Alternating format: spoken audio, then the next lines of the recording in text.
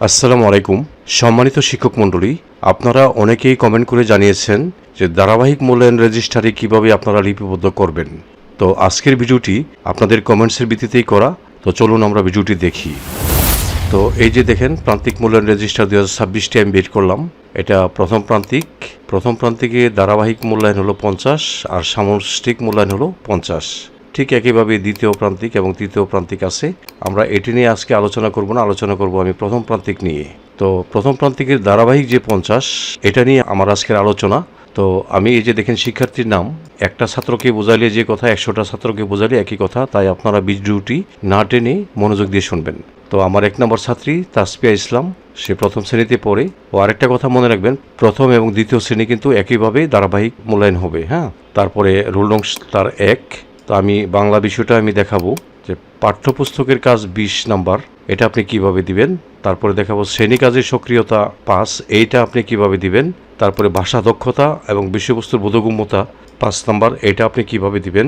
Class test 20 number, এইটা আপনি কিভাবে দিবেন।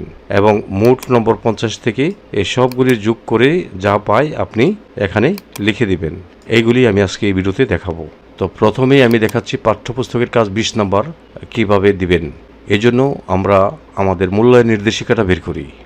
তো আমি মূল্যায়ন নির্দেশিকাটা বের করলাম। এই যে দেখেন, বিষয় বাংলা, শ্রেণী প্রথম ও দ্বিতীয়। আমি তো আগেই বলেছি যে প্রথম এবং দ্বিতীয় শ্রেণীর মূল্যায়ন একই রকম। তো এই যে দেখেন, পাঠ্যপুস্তকের কাজ সম্পন্ন করা 20 নাম্বারটা আপনি কিভাবে দিবেন। প্রথমে শিক্ষক সহায়িকা অনুসরণ করে পাঠ্যপুস্তকের নির্ধারিত জায়গায় শিক্ষার্থীদের কাজ করতে দিবেন। শিক্ষক পাঠ চলাকালে শিক্ষার্থীর কাজ যাচাই করে স্বাক্ষর করবেন এবং প্রাথমিক ফলাবর্তন দেবেন। বিষয়ভিত্তিক এমন কিছু কাজ থাকবে যেগুলো পাঠ্যপুস্তকে করা সম্ভব নয়, সেগুলো শিক্ষক সহায়িকা অনুসরণ করে শিক্ষার্থীদের করতে দিবেন। যেমন শোনা ও বলা, ভূমিকা অভিনয়, সরব পাঠ প্রদর্শন, উপস্থাপন ইত্যাদি কাজ।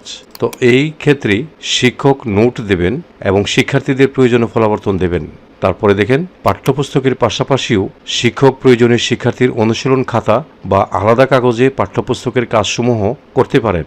পরবর্তীতে সেগুলো যাচাই করে স্বাক্ষর প্রদান করবেন। প্রতিটি প্রান্তিক শেষে সুবিধাজনক সময়ে শিক্ষক শিক্ষার্থীর পাঠ্যপুস্তক সংগ্রহ ও যাচাই করে নম্বর প্রদান করবেন।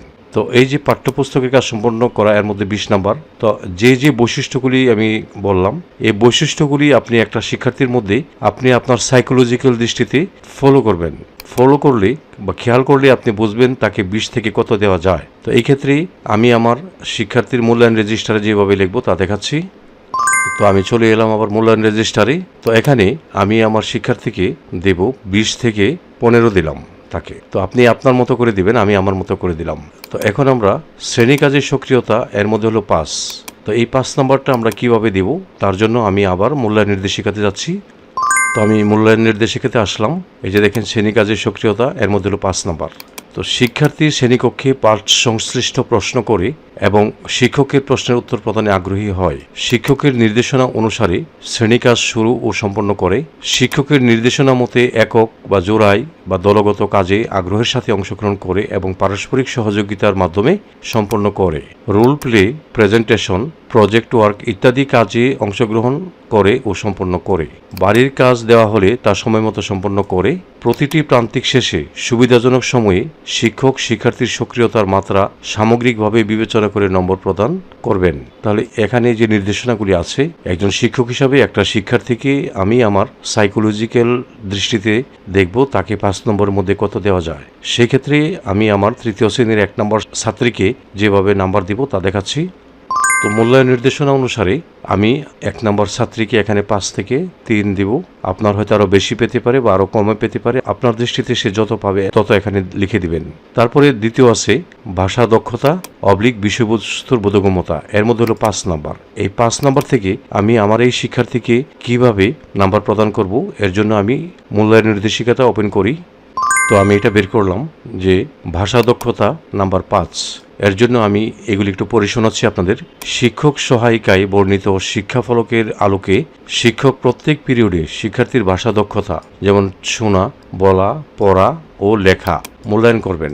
তারপরে শিখন শেখানো কার্যক্রম চলাকালে বিভিন্ন কাজে শিক্ষার্থীদের অংশগ্রহণের সময় শিক্ষক সচেতনভাবে প্রত্যেক শিক্ষার্থীর শোনা, বলা, পড়া ও লেখার দক্ষতা উন্নয়ন লক্ষ্য করবেন। শিক্ষার্থীর ভাষা দক্ষতা উন্নয়নের ক্ষেত্রসমূহ চিহ্নিত করে প্রয়োজনীয় ফলাবর্তন দেবেন। তারপরে ধারাবাহিক মূল্যায়নের সময় বিশেষ করে পড়া দক্ষতার উপর শিক্ষক গুরুত্ব দেবেন। শ্রেণী অনুযায়ী শিক্ষার্থীদের বর্ণ, শব্দ, বাক্য, অনুচ্ছেদ পড়তে দেবেন। বোধগম্যতা যাচাইয়ের জন্য সমস্বরে পাঠ পড়তে দিয়ে এবং সংক্ষিপ্ত প্রশ্ন করে উত্তর বলতে অবলিক লিখতে দিবেন। তারপরে প্রত্যেক প্রান্তিকের মধ্যভাগে শিক্ষার্থীদের শোনা, বলা, পড়া ও লেখার দক্ষতা অর্জন কোন অবস্থায় আছে সেটি বিবেচনায় নিয়ে নম্বর প্রদান করবেন। তো আমি এই যে ভাষা দক্ষতার 5 নম্বরের কথা বললাম, যে বৈশিষ্ট্যগুলোর কথা বলছি, এগুলি যদি আমি আমার সাইকোলজিক্যাল দৃষ্টি দিয়ে আমার 1 নম্বর শিক্ষার্থীকে নাম্বার দিতে যাই, সেক্ষেত্রে আমি নাম্বার দিব, এখানে তাকে আমি 2 দিব।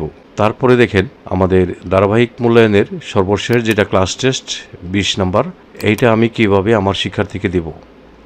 তো আমি মূল্যায়ন নির্দেশিকাটা বের করলাম, এই যে ক্লাস টেস্ট 20 নম্বর।